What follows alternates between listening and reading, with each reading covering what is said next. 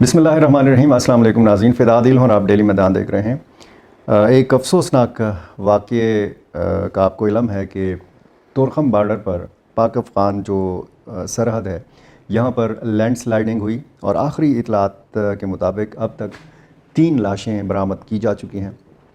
ये रात तकरीबन 2:30-3 बजे का वाक़या है, जब बारिश भी हो रही थी। और इस शाहराह पर हम देखते हैं कि जब माल बरदार गाड़ियाँ होती हैं तो इनके ड्राइवर्स, इनके क्लीनर्स अक्सर इसी शाहराह के ऊपर गाड़ियाँ खड़ी करके यहाँ पर अफ्तारी भी करते हैं। और सहरी का जब वक्त होता है तो इधर ही गाड़ी खड़ी करके ट्रकों के नीचे ये सोते भी हैं, आराम भी करते हैं और इधर ही खाते पीते भी हैं, चाय वगैरह भी पीते हैं। और अक्सर हम जब देखते हैं इस शाहराह के ऊपर तो लंबी कतारें इन माल बरदार गाड़ियों की होती हैं। तो ये भी बताया गया है कि इस वक्त कुछ गाड़ियाँ खड़ी थीं। अब ये 15 से 20 गाड़ियों के बारे में बताया जा रहा है कि ये इस मलबे के नीचे अभी तक दबी हुई हैं। हो सकता है इससे ज़्यादा गाड़ियाँ हों, हो सकता है मज़ीद लाशें भी निकाली जाएं, क्योंकि अभी तक अंदाज़ा नहीं है कि कितने लोग जो हैं वो मलबे तले दबे हुए हैं। अब तक जो 3 लाशें बरामद हुई हैं, उन तीनों का ताल्लुक़ जो है वो अफ़गानिस्तान से है, ये बताना है इंतज़ामिया ज़िला खैबर का। और वहाँ पर आर्मी की टीमें मौजूद हैं।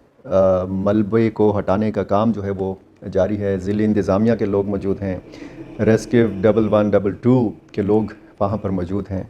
लेकिन बस बदकिस्मती से जिस भारी मशीनरी की ज़रूरत है ये मलबा हटाने के लिए, वो मशीनरी हमारे पास दस्तयाब नहीं है।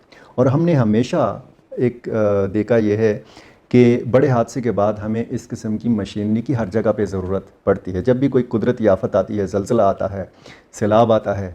थांडा डैम कोहाट का हमने एक अफसोसनाक वाक़या देखा, वहाँ पर कोई हिफाजती इंतज़ामात नहीं थे। उसके बाद कोई ऐसे इंतज़ामात नहीं थे कि तांडा डैम में जो एक किश्ती का हादसा हुआ था उसमें दीनी मदरसे के मासूम बच्चे शहीद हो गए थे। उन बच्चों की लाशें 48 घंटे और फिर 72 घंटे बाद भी नहीं निकाली जा सकीं, क्योंकि हमारे पास वो तमाम वसाइल नहीं थे। अब यहाँ पर आप देखें इस जगह पे पाक अफ़गान तोरखम के मकाम पर कि रेस्क्यू 1112 की जो टीमें हैं वो खैबर ज़िले की भी हैं, पेशावर की भी हैं, चारसदा, नौशेरा और मदाद की भी हैं। तकरीबन 80 के लगभग ये रेस्क्यू के जो अहलकार हैं वहाँ पर लगे हुए हैं। लेकिन जो भारी पत्थर हैं, यानी ये सिर्फ मिट्टी जो है वो पहाड़ से नहीं गिरी, पूरा पहाड़ गिरा है। यानी अगर बड़ी गाड़ियाँ 20 के लगभग किसी तोदे के नीचे दब सकती हैं तो इससे आप अंदाज़ा लगा सकते हैं, और आप तस्वीरों में और वीडियोज़ में भी देख सकते हैं कि कितने बड़े पैमाने पर तबाही हुई है। ये मलबा हटाने के लिए हमारे पास बदकिस्मती से मशीनरी नहीं है, हमारे पास बड़े बड़े कटर्स नहीं हैं। ये इन चीज़ों से, ये जो मशीनरी आपको नज़र आ रही, ये इन चीज़ों का काम नहीं है। बड़े बड़े हादसात जब दुनिया भर में होते हैं तो दुनिया की तरक्की याफ्ता हुकूमतों के पास, इंतज़ामिया के पास ऐसी मशीनरी होती है कि वो चंद घंटों में ही इस किस्म का मलबा हटा देते हैं। अब एक तो मलबा हटाने में भले हफ़्ता लग जाए, 10 दिन लग जाए, लेकिन जो वहाँ पे इंसान दबे हुए हैं, लोग दबे हुए हैं, चाहे वो पाकिस्तान से ताल्लुक़ रखते हों, चाहे वो अफ़गानिस्तान से ताल्लुक़ रखते हों, ये पता नहीं चल रहा कि कितने लोग दबे हुए हैं। अब अगर मकामी लोग हैं, पाकिस्तान के लोग हैं, तो उनका तो पता चल जाता है कि जी फ़लाँ इलाके के या फ़लाँ शहर के लोग जो इस तरफ जा रहे थे लापता हैं, तो इतने लोग लापता हैं, ये अंदाज़ा लगाया जा सकता है। अब दूसरे मुल्क के लोग हैं, फ़ौरी तौर पर शायद जिन इलाकों से इन लोगों का ताल्लुक़ है, ये महीने महीने अपने घरों से बाहर होते हैं, इनका अपने घरों से कोई राब्ता नहीं होता, तो ये नहीं पता चल रहा कि मज़ीद कितने लोग दबे हुए हैं। आखिरी इतलात के मुताबिक 3 लाशें निकाली जा चुकी हैं, 8 अफराद इसमें ज़ख्मी हुए हैं। और ये सूरत हाल जो है, ताज़ा तरीन सूरत हाल ये है कि आज जिस तरीके से सारा दिन ये पाक अफ़गान शाहराह को बंद रखा गया, भले इसमें पैदल जो आने जाने वाले लोग थे उनको तो इजाज़त थी, क्योंकि ईद के दिन है तो आमद और रफ्त इस शाहराह के ऊपर बहुत ज़्यादा होती है, अफ़गान शहरियों की भी, पाकिस्तानी शहरियों की भी। तो यहाँ पर अगर अरबों रुपए की इन्वेस्टमेंट हो रही है, यहाँ पर NLC का अगर एक टर्मिनल जो है उस पर अरबों रुपए लगाए जा रहे हैं, एक सड़क अगर तामीर की जा रही है और पहाड़ को काट कर एक सड़क तामीर की जा रही है, तो ये अंदाज़ा انجینئرز کیوں نہیں لگا سکے کہ یہ پہاڑ کسی بھی وقت ٹوٹ سکتا ہے، یہ پہاڑ کسی بھی وقت قیامت ڈھا سکتا ہے، یہ پہاڑ جو کہا جا رہا ہے کہ جی لینڈ سلائڈنگ ہوئی ہے، مٹی کا تودہ گرا ہے، مٹی کا تودہ نہیں گرا، پورا پہاڑ گرا ہے۔ اگر پورا پہاڑ سرک سکتا ہے، گر سکتا ہے، اس قسم کی تباہی مچا سکتا ہے، تو جو انجینئرز یہ سڑک بنا رہے تھے، جو انجینئرز اس پہاڑ کو کاٹ کر سڑک بنا رہے تھے، تو انہوں نے یہ اندازہ کیوں نہیں لگایا، وہ یہ اندازہ کیوں نہیں لگا سکے کہ یہ پہاڑ اس قسم کی تباہی مچا سکتا ہے۔ مطلب جہاں پر بھی اس قسم کی تعمیرات ہوں، آپ ایک ہموار زمین کے اوپر بھی اگر کسی قسم کی تعمیر کر رہے ہیں تو انجینئرز کو پتہ ہونا چاہیے کہ یہ کون سی زمین ہے۔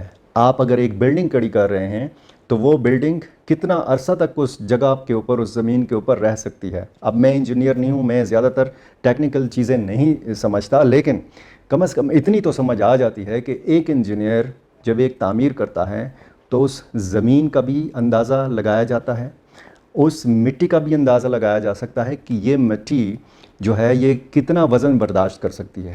ایک سڑک اگر تعمیر ہو رہی ہے اور پہاڑ کے اوپر تعمیر ہو رہی ہے یا پہاڑ کے بیچوں بیچ میں تعمیر ہو رہی ہے تو اس کا وزن کا اندازہ بھی لگایا جا سکتا ہے کہ اس پر کتنے وزن کی جو گاڑیاں ہیں وہ جا سکتی ہیں۔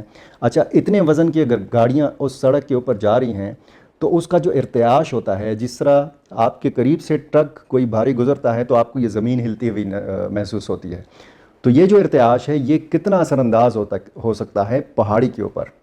اور وہ پہاڑی جو بڑے بڑے پتھر آپ کو نظر آ رہے ہیں وہ وہاں گر سکتے ہیں، وہاں سے گر سکتے ہیں اس ارتعاش کی صورت میں۔